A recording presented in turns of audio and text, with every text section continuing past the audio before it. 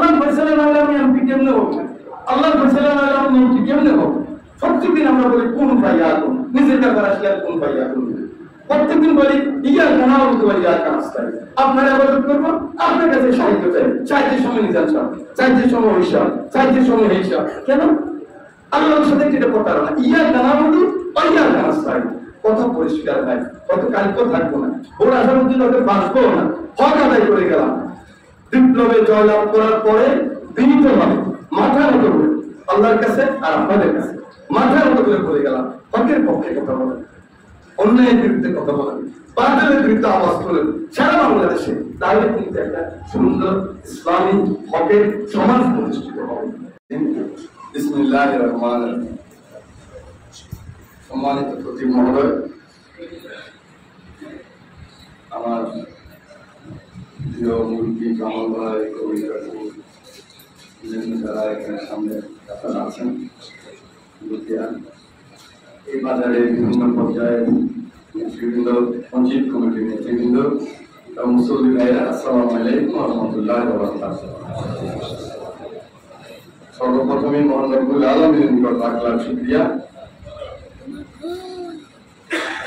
দীর্ঘদিন ধরে বৈষম্য বিরোধী আমরা যে আন্দোলন করেছিলাম, আমরা যে মানুষের ভোট চেয়েছিলাম, গরিব মানুষ তার প্রত্যাশা দিতে পারবে, সেটার জনপ্রতিনিধি নির্বাচিত করতে পারবে, রাষ্ট্রের মালিক যে জনগণ, কোন মিয়া ভূঁইয়া প্রধানমন্ত্রী, বিরোধী নেত্রী, এমপি, চেয়ারম্যান সাহেব রাষ্ট্রের মালিক নয়। এই যুদ্ধটা গত 16 বছর আমরা করেছিলাম। এই যুদ্ধে অনেকে নিহত হয়েছেন, আহত হয়েছেন, গুম হয়েছেন, খুন হয়েছেন। আমাদের অনেক আলেমীদের আপনারা জানেন ফাঁসির কাজ হয়েছে। যেমন আমি কারো নাম বলতে চাই না, রাজনৈতিক বক্তব্য দিতে চাই না, আমি কখনোই রাজনৈতিক বক্তব্য দিই না। এই প্রতিষ্ঠান বিশেষ করে মসজিদ, মাদ্রাসা, আল্লাহর ঘরে হকের কথা বলছি। আজকে এই গত জুলাই আগস্টে আমাদের এই সমস্ত ছাত্র জনতা ইন্তেকাল করেছেন, শহীদ হয়েছেন, এই আপনাদের জন্য, এই আপনাদের অধিকারের জন্য। আমি জানি না আপনারা কতটুকু বুঝতে পেরেছেন। আমরা তাদের রুহের মাগফিরাত কামনা করব, খতিব মহোদয়কে অনুরোধ করব আমাদের জন্য দোয়া করবেন। এই তরুণ বাচ্চা ছেলেরা, দোকানদার, রিক্সাওয়ালা, কৃষক, রাজনৈতিক কর্মী সকলেই কিন্তু এই আন্দোলনে অংশগ্রহণ করেছে। ফলাফল আপনারা দেখেছেন। আমি এখানে বলতে চাই, কারণ আজকে যে সূরা লাহবের যে তাফসীর করছে, সূরা লাহব সকলেই জানে, আলহামদুলিল্লাহ থেকে সূরা ফিল পর্যন্ত সকলে জানে, ছোট বাচ্চা ছেলেও জানে। সেখানে তো আমাদের কথা বলা হচ্ছে, আমাদের নেতাদের কথা বলা হচ্ছে, সাধারণ মানুষের কথা বলা হয়।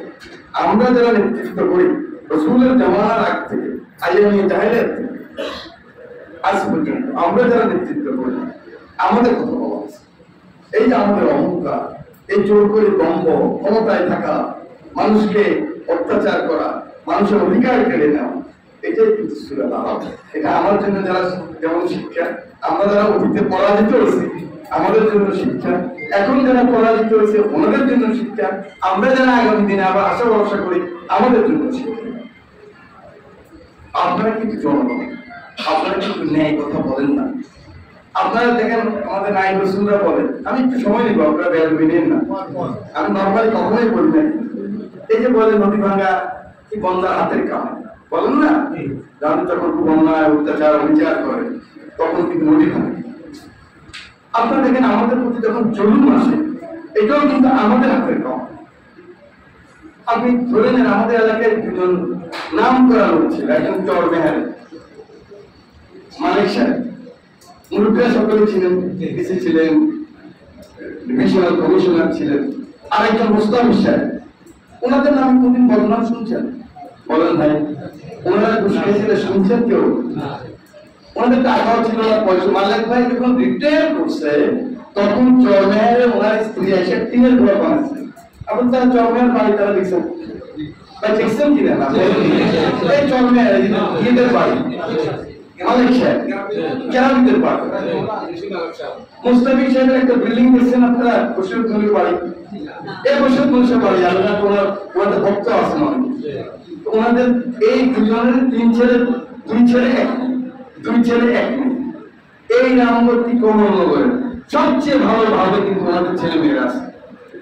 সরকার মালের ভাই মৃত্যুর পরে কোনো সম্পদ ছিল না, সেই কারণে আজকাল থেকে পারে 2 নম্বর একটা বাসা দিচ্ছে ওনার ছেলে বাংলাদেশ ডেইরি ফার্মের সভাপতি, ওনার আরেক ছেলে ঢাকা বিশ্ববিদ্যালয় থেকে আইবিতে পাস করছে, স্কয়ারে চাকরি করে, মিনিমাম 8 লাখ টাকা বেতন।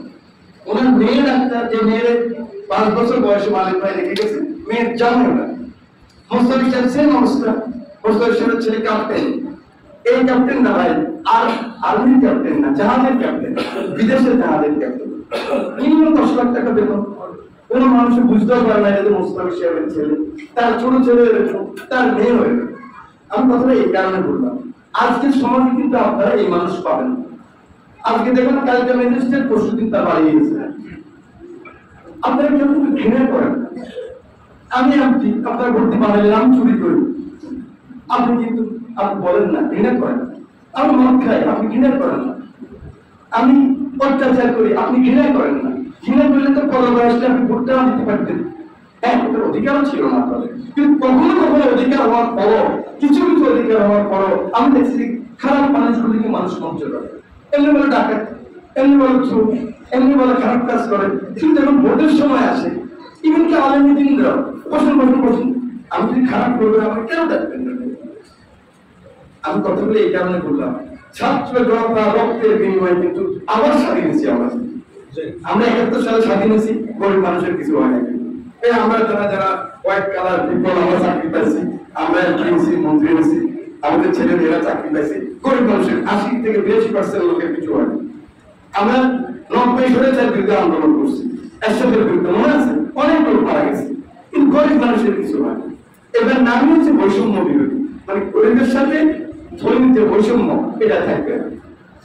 হকের সাথে বাতিলের যে বৈষম্য, ওই বৈষম্য থাকবে। হক হক, বাতিল বাতিল, এটা যদি আমাদের মাথায় না আসে, এটাও ব্যর্থ হয়ে যাবে। সেই কারণে কেউ চাঁদাবাজি করতে পারবে না। এটা বিএনপিও যে কথা বড় পরিষ্কার, আপনার ধরে দিবেন, পাবলিক ধরে দিবেন। এখন তো বিএনপির লোক একটু আফার হ্যান্ডে না, জামাত ইসলামের লোক একটু আফার হ্যান্ডে না, কেন হয়তো পরাজিত হয়ে গেছে, উনি তো পালাই গেছে, দেখছেন। এখন আর কি হচ্ছে, তারাই সিদ্দিকেও নেয়নি, হেলিকপ্টার পাশে দেখছেন না, দাঁড়াই গেছে, অনেক নেই নেই। মোস্তফা যাওয়া অনেক আমার কাছে নেয় নেই, সালমান ভাইকে নেয় নেই, সালমান একদম।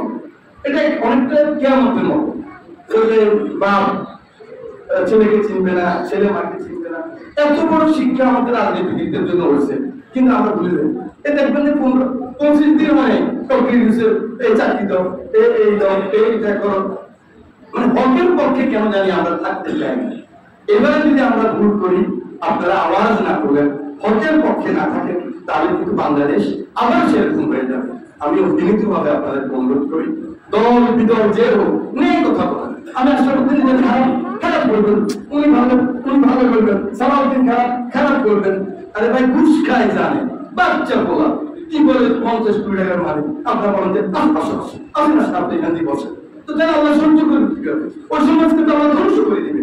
আচ্ছা, চৌধুরী মিয়া চেয়ারম্যান ছিল, ঘুষ খাইছে, হাবিব মিয়া ঘুষ খাইছে, শফিউল মিয়া ঘুষ খাইছে, তলবারের মেম্বার ছিল, ঘুষ খাইছে, আজমির মিয়া খাইছেনি ভাই, বলেন না? আপনার মুখ ফিরে তো চিনেন সবাই, তা আল্লাহ গল্প করছেন, কথা বলেন নাকি আপনারা? মুখ ফিরে তো চিনেন, কামর ভাই আপনারা তো চিনেন, আজমির মিয়া ঘুষ খাইছে, আমির আব্বা ঘুষ খাইছে, এই মেমতি করছে, কোন চুরি করছে, খবর আছে? এখন আসে কেন? এখন আসে আমরা নেই কথা কেউ বলি ভাই, আমি কালকে থাকবো না, আমি তো আপনি কালকে বলছি আল্লাহ ওয়াইসা, আমি এই নাম দলে বক্তব্য দিচ্ছি না ভাই। ওই যে 7 জানুয়ারি ভোটের আগে আমি বড় জানাতে চাই, এখনো বলতেছি বড় জানাতে চাই, মনের ভিতরে আল্লাহ ফয়সালা না হলে আমি এমপি কেমনে হবো? আল্লাহ ফয়সালা না হলে আমি এমপি কেমনে হবো? প্রত্যেকদিন আমরা বলি কোন ভাইয়া কোন, নিজের ব্যাপার আসলে আর কোন ভাইয়া কোন, প্রত্যেকদিন বলি ইয়া কেনা বলতে পারি আর কাজটাই আপনার আবাদত করবো, আপনার কাছে সাহিত্য চাই, চাইতে সময় নিজান সব, চাইতে সময় হিসাব, চাইতে সময় হিসাব, কেন? আল্লাহর সাথে এটা প্রতারণা। ইয়া কেনা বলি ইয়া কাজটাই, কথা পরিষ্কার ভাই, কত কালকেও থাকবো না, ওর আসার মধ্যে ওদের বাঁচবো না, হক আদায় করে গেলাম। বিপ্লবে জয়লাভ করার পরে বিনীত ভাবে মাথা মতো করে আল্লাহর কাছে আর আপনাদের কাছে মাথার মতো করে বলে গেলাম, হকের পক্ষে কথা বলেন, অন্যায়ের বিরুদ্ধে কথা বলেন, বাতিলের বিরুদ্ধে আওয়াজ তোলেন সারা বাংলাদেশে, তাহলে কিন্তু একটা সুন্দর ইসলামী হকের সমাজ প্রতিষ্ঠিত হবে। আপনি দেখেন উনি যে সূরা আল-আহজাব যে তাফসীর করছেন, আল্লামা দেলাওয়ার হোসেন সাইদির এই তাফসীরটা শুনেন, সবাই ভালো করছেন, কিন্তু যদি আল্লামা দেলাওয়ার হোসেন সাইদির তাফসীর শুনেন আপনারা অবাক হয়ে যাবেন সারা পৃথিবী সম্বন্ধে। উনি আমি একটা শুনছি উনার, এই যে আপনারা যে বলেন যে আলহামদুলিল্লাহ রাব্বিল আলামিন, এটা একদিন করছেন, উনি একদিন তাফসীর করছেন আলহামদুলিল্লাহ রাব্বিল আলামিন, ইয়াকা না'বুদু ওয়া ইয়াকা নাস্তাইন। এটা আমরা মনের ভিতরে নিতে হবে। মানুষের কোনো ক্ষমতা নেই, ক্ষমতা থাকলে ভাই জিয়া রহমান খালেদা জিয়া 8 বছর জেলে পড়ে গেছে ভাই, চিকিৎসা করতে পারে নাই, তার ক্ষমতা নাই ওনার। কত বড় ক্ষমতাশালী ছিলেন, ক্ষমতা নাই। আমাদের সাবেক প্রধানমন্ত্রী শেখ হাসিনা, আপনি দেখেন, আমি তো ভাবছি ভাই, নিজের বুকে বুকে হাত দিয়ে বলেন তো, সব চিন্তা করতে পারছেন শেখ হাসিনা এভাবে দেশ থেকে পালাই চলে যাবে? দেখেন আল্লাহ পারে, কিন্তু সেই জন্য আমরা আল্লাহর কাছে মাথা নত করতে হবে, আল্লাহর কাছে সাহায্য চাইতে হবে। আমাদের এখানে বন্যা হচ্ছে ভাই, গত 11 দিন থেকে আসি, যে যার পরিমাণ আপনি যদি 10 টাকা দিতে পারেন, আমরা আপনি 10 টাকা দিয়ে সাহায্য করব। আমি কিন্তু লাগা আছি ইনশাআল্লাহ, আমার যতটুকু সাধ্যের বাইরে ব্যাংকের কোটি টাকা নিয়ে আসছি, ঠিক আছে চাও।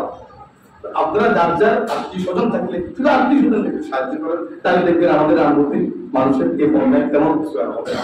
আমাকে আপনারা সুযোগ দিচ্ছেন কথা বলার, আপনাদের সকলের কাছে কৃতজ্ঞতা প্রকাশ করে রব্বুল আলামিনের শুকরিয়া আদায় করে আজকে যে একটা স্বাধীন পরিবেশে কথা বলতে পারছি, এই জন্য শুকরিয়া জ্ঞাপন করে বক্তব্য শেষ করছি। আল্লাহ হাফেজ। আসসালামু আলাইকুম ওয়া রাহমাতুল্লাহি ওয়া বারাকাতুহু।